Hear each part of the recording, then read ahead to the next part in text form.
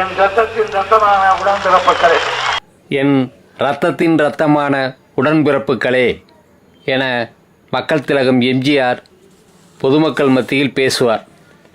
இதற்கு புரட்சித் தலைவர் எம்ஜிஆர் அவர்கள் சொன்ன விளக்கத்தை இங்கே வாசிக்கிறோம்.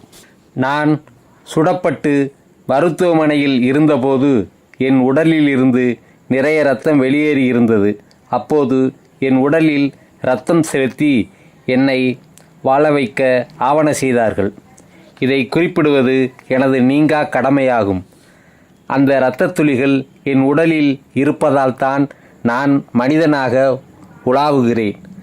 அப்போது என் உடலில் செலுத்தப்பட்ட இரத்தம் யாருடையது என்பது கூட எனக்கு தெரியாது. அந்த இரத்தத்தை வழங்கியவர்களுக்கும் அது தெரியாது.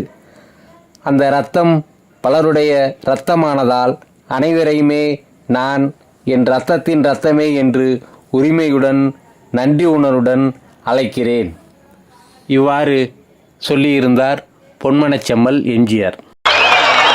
என் ரத்தத்தின் ரத்தமான உடன்பிறப்புகளே.